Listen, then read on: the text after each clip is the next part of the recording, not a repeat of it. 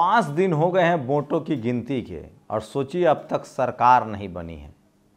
लेकिन जिन राज्यों में चुनाव हुए वहाँ ईवीएम को लेकर बवाल कटा हुआ है। और इस देश का टीवी अखबार देखिए, सोचिए कि अगर यही कोई विपक्षी दल होता और वो 5 दिनों तक मुख्यमंत्री नहीं बनाता तो क्या हालत होती। और कांग्रेस ने एक राज्य भी जीता तेलंगाना, तो वहाँ जिसको सीएम बनाया है वो पहले एबीपी में था, पहले उससे पहले आरएसएस में था, एबीपी में था, बीजेपी में था, और अब जाकर कांग्रेस का मुख्यमंत्री बनता है। खैर, दलित मिला है उनको डिप्टी सीएम के लिए, जबकि सारे अखबार कह रहे हैं कि उस शख्स की रणनीति की वजह से कांग्रेस चुनाव जीता है। इसलिए मैं कह रहा हूं कि कांग्रेस के पाप इतने गहरे हैं ना कि बीजेपी के पाप अगर विश्लेषण करेंगे तो कम दिखने लगते हैं। नमस्कार, मैं शंभू कुमार सिंह और आप देख रहे हैं नेशनल दस्तक। सोचिए, कांग्रेस ने अब तक 8 सांसदों को बर्खास्त किया था, बीजेपी भी वही कर रही है। महुआ मोइत्रा को उन्होंने बर्खास्त कर दिया आज। लेकिन महुआ मोइत्रा ने जिस तल्ख अंदाज में जवाब दिया है उसकी लोग तारीफ कर रहे हैं और सोशल मीडिया पर वायरल है। महुआ मोइत्रा ने कहा 49 साल की हूं मैं, 30 साल तो इनसे और लड़ूंगी, संसद में भी और संसद के बाहर सड़क पर भी। सोचिए, बहुजनों को भी ये दम दिखाना चाहिए। और सोचिए, कांग्रेस का जातिवाद, इस देश में कांग्रेस को मुस्लिम समाज अपने सर पर ढोता है। तेलंगाना में एक दलित समाज के डिप्टी सीएम बना है, लेकिन एक भी मुस्लिम समाज के मंत्री को पहले अलॉटमेंट में तो नहीं बनाया है। ये है कांग्रेस का मुस्लिम समाज के प्रति प्यार। मैं इसलिए कह रहा हूं, जब भी कोई समाज टेकन टू बी ग्रांटेड हो जाता है तो वो उसके साथ यही सलूक करते हैं। तो मुस्लिम समाज को बीजेपी भी साथ छोड़ रहा है और कांग्रेस ने भी हाथ नहीं दिया। इसलिए मैं कह रहा हूं, मुस्लिम समाज को रीजनल फोर्सेज के साथ आना चाहिए ताकि आपको उचित प्रतिनिधित्व मिले। BSP, Sapa, RJD, JDU, JMM, ये सब उतना ही रिप्रेजेंटेशन देता है, लेकिन इनके बारे में इस देश की मनुवादी मीडिया दुष्प्रचार करती रहती है। अब आते हैं मुख्यमंत्री को लेकर। सोचिए, 5 दिन हो गया है। अगर यही कोई गैर बीजेपी दल होता तो मीडिया छाती पीट रही होती और विरोधी दल के नेताओं की टूट फूट, ये वहाँ गया, वो वहाँ गया। वसुंधरा राजे अगर इसी तरह से गैर बीजेपी दल में होती तो क्या होता। कितना बदनाम किया जाता है दलित, पिछड़े, आदिवासी नेताओं को आप कल्पना नहीं कर सकते हैं। और बीजेपी पर घनघोर चुप्पी है, चारों तरफ से चुप्पी है। लेकिन मैं बता रहा हूं अंदर की खबर, शिवराज सिंह चौहान को बीजेपी को कंटिन्यू करना ही पड़ेगा। 2024 का चुनाव मोदी जी के सर पर है। अगर 2024 का चुनाव न होता सर पर तो बीजेपी के सारे नेता लकड़ी की तरह सीधे होते। लेकिन सोचिए कि किस तरह से अमित शाह और मोदी को शिवराज सिंह चौहान ने फंसा दिया है। कहा जाता है कि 60 से 70 विधायक उनके अपने हैं और उनके कमलनाथ से अच्छे रिश्ते हैं। तो कहीं अगर शिवराज को छेड़ना बीजेपी को महंगा पड़ सकता है, खासकर अमित शाह और नरेंद्र मोदी को। तो पहली बार बैकफुट पर प्रधानमंत्री मोदी और अमित शाह दिख रहे हैं और इसलिए 5 दिन का वक्त लग रहा है। अब लब्बो लुआब है। सोचिए किस तरह से सांसदों का इस्तीफा लिया जा रहा है और सबसे ज़्यादा बलि बहुजन नेताओं को चढ़ाया जा रहा है। प्रहलाद पटेल, गणेश सिंह, फग्गन सिंह कुलस्ते, लगभग 15 सांसदों का इस्तीफा ले लिया गया है। तो क्या उनको रास्ते से मोदी जी हटा रहे हैं? वही सोचिए, शिवराज सिंह चौहान, क्या वसुंधरा राजे मान जाएंगी? सवाल ही है। बीजेपी की कोशिश है कि एक दलित, एक पिछड़ा और एक आदिवासी 3 मुख्यमंत्री बनाया जाए।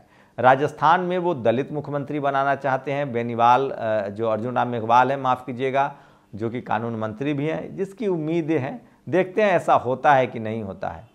वहीं वो राजस्थान में दलित बनाना चाहते हैं, मध्य प्रदेश में शिवराज सिंह को कंटिन्यू करना चाहते हैं और छत्तीसगढ़ में तो आदिवासी मुख्यमंत्री ही चलेगा। सोचिए, ये दबाव है बहुजन समाज का और ये आपका दबाव है, इसीलिए इतना बीजेपी को करना पड़ रहा है। मैं इसलिए कह रहा हूँ, जो समाज बोलता नहीं है वो अपने कंधे पर लाश उठाता है। जो समाज चुप रहता है, लिखता पढ़ता बोलता नहीं है, तो ये बहुजन समाज के सोशल मीडिया का असर है। सोचिए, मुझे तो गैर सवर्ण नेताओं पर तरस आता है, गैर बीजेपी दलों पर तरस आता है। बीजेपी एससी एसटी ओबीसी की राजनीति कर रही है और ये जो गैर सवर्ण नेता हैं वो सवर्णों की राजनीति कर रहे हैं।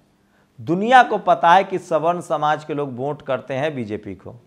बहुजन नेताओं को इतनी बात समझ में नहीं आती है।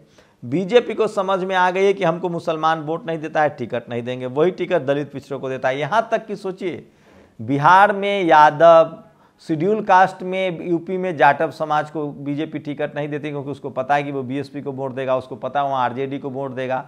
तो इतनी भी राजनीतिक समझ बहुजन नेताओं में नहीं है, तो वो क्या खाक चुनाव जीतेंगे?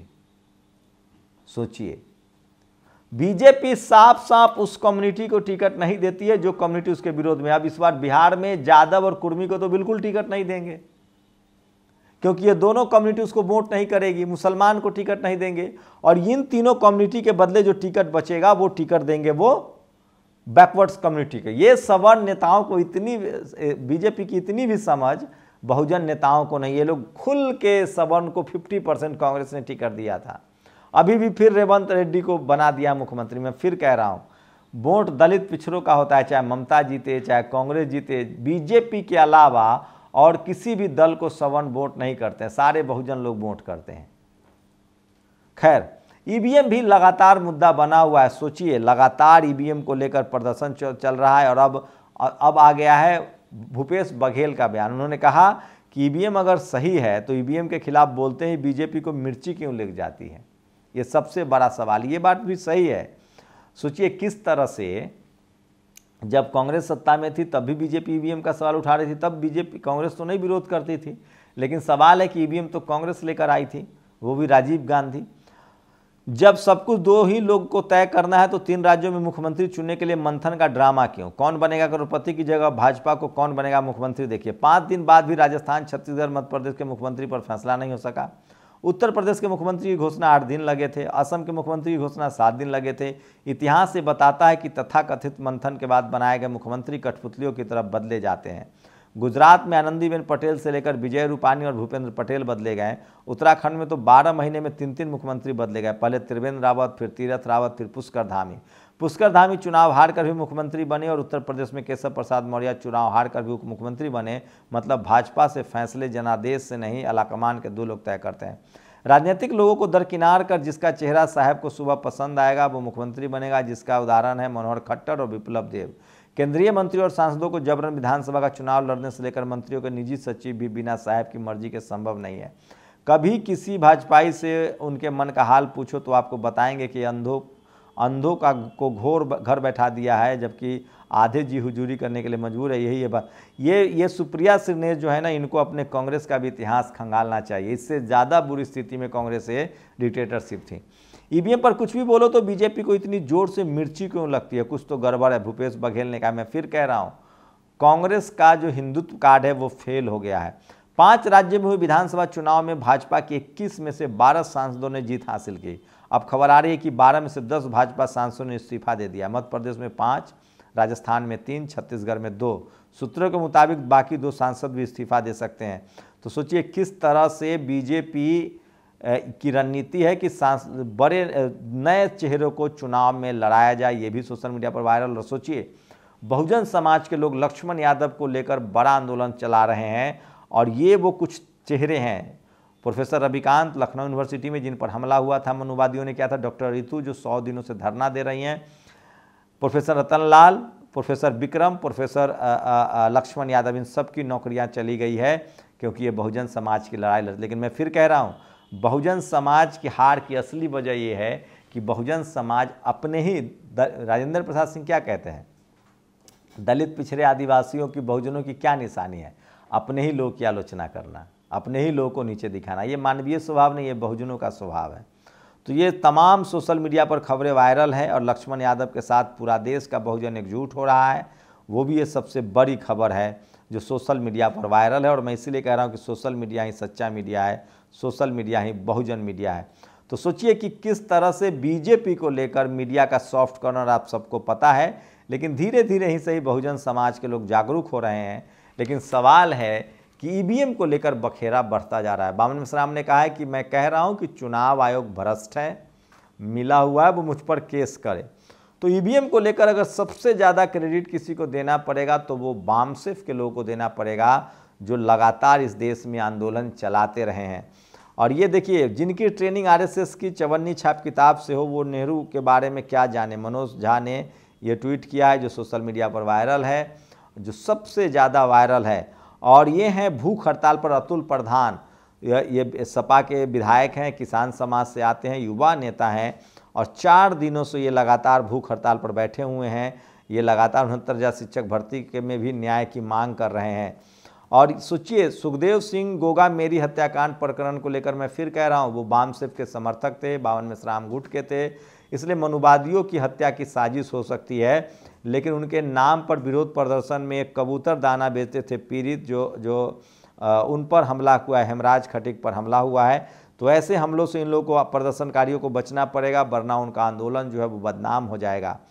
और बीजेपी सांसद ने, विधूरी ने माफ़ी मांग लिया। विधूरी ओबीसी कम्युनिटी से आते हैं और आखिरकार उन्होंने माफ़ी मांग ली है। चलिए, अच्छी बात है, राजनीति में अगर गलती हो जाए तो माफ़ी मांग लेनी चाहिए, ये बड़े दिल की बात है। लेकिन सवाल है कि ये सब कुछ कब तक चलेगा। आप ट्रायल से बीजेपी के लोग, सवर्ण नेता जो है वो कोई गलती नहीं करता। विधूरी जीवन में कभी मंत्री नहीं बन पाएंगे। मैं इसीलिए कह रहा हूँ, आप पार्टी किसी में हो, कभी असंवैधानिक काम मत कीजिए। और आप ट्रायल से पहले लोगों को लंबे समय तक सलाखों के पीछे नहीं रख सकते हैं। ईसी का बड़ा डंडा चला है ईडी पर, एससी का। टेना बेनाय बाबू को जमानत देते हुए एससी ने ईडी पर तीखी टिप्पणी की है। तो इन्फोर्समेंट डायरेक्टरेट, ईडी के खिलाफ बड़ा डंडा चला है सुप्रीम कोर्ट का। तो इससे अब रास्ते खुल सकते हैं संजय सिंह और मनीष सिसोदिया जैसे लोगों के जमानत का, जो सबसे बड़ी खबर बता रहा हूँ। और यह है बाल मुकुंद आचार्य, विधायक। सोचिए ये किस तरह से पुलिस वाले को धमका रहे थे। अगर यही कोई दूसरा बीजेपी के अलावा किसी दूसरी पार्टी का होता तो क्या होता। ये पल्लवी पटेल की तस्वीरें सोशल मीडिया पर है, उनका वीडियो भी सुनिएगा। लगातार 69,000 शिक्षक भर्ती हैं। तो बहुजन समाज को एक तेज तरार बहुजन आंदोलनकारी नेता मिला है, नाम पल्लवी पटेल है। और सोचिए ईवीएम को लेकर नीदरलैंड, उसके बाद Italy, England, France, Ireland, Germany, इन तमाम देशों में जहां सबसे ज़्यादा लिटरेसी है वहां भी ईवीएम से चुनाव नहीं होता है, बैलेट पेपर से चुनाव होता है। महुआ मोइत्रा को बर्खास्त कर दिया गया है संसद की सदस्यता से, वो आगे चुनाव लड़ सकती हैं। और लोकसभा से महुआ मोइत्रा निष्कासित हो गई हैं। तो सोचिए, इस तरह से बहुजन समाज के नेताओं को तो जेल में डाल दिया था, याद है शिबू सोरेन को। और आज देश के 80 करोड़ से अधिक गरीबों को सरकारी अनाज का मोहताज बना दिया गया। बीएसपी सुप्रीमो मायावती ने दुखती रग पर हाथ डाला। मैं फिर कह रहा हूँ, बहुजन समाज के लोगों को राजनीति करनी पड़ेगी। और पल्लवी पटेल का ये भाषण सुनिए। आजादी की लड़ाई भी बहुत लंबी चली, बहुत कुर्बान हुए, लेकिन सफलता मिली। वैसे ही ये लड़ाई भी सामाजिक न्याय की नींव रखने का काम करेगी। ये लड़ाई ना आप थक करके लड़ेंगे और ना मैं आप लोग को शांत होकर बैठने दूंगी। मैं बराबर आप लोग के साथ रहूंगी। एक बार फिर से, ये न्याय की लड़ाई है, न थक के आपको लड़नी है और न मैं आपको थक के शांत बैठने दूंगी। डॉक्टर पल्लवी पटेल। तो बहुजन समाज को ऐसे ही नेताओं की जरूरत है जो सड़कों पर आपके संघर्ष में साथ हो।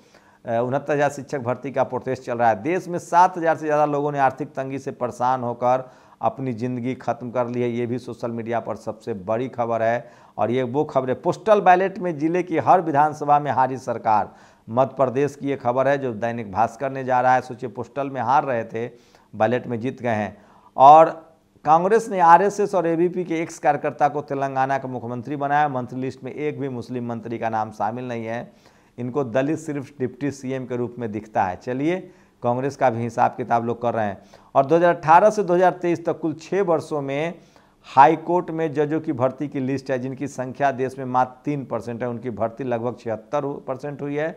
सोचिए, 650 जजों की जो भर्ती हुई है उसमें माइनॉरिटी से 36 हैं, ओबीसी 67, एसटी 10, एससी 23 और जनरल के 492 हैं। तो सोचिए किस तरह की बेईमानी होती है।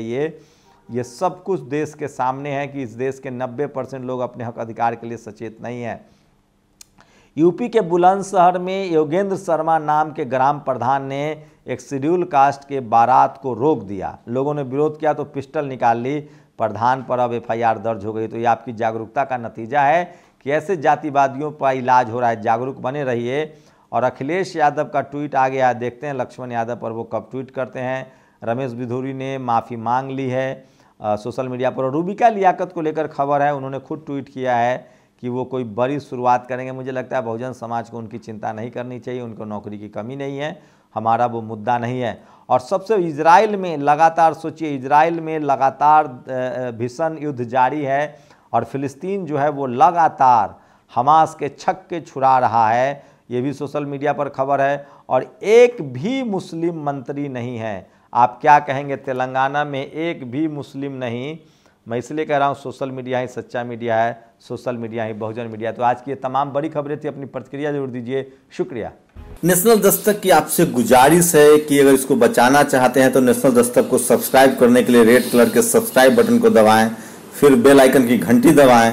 नेशनल दस्तक को बचाने के लिए बहुत जरूरी है कि हर खबर को शेयर करें, लाइक करें, कमेंट जरूर करें।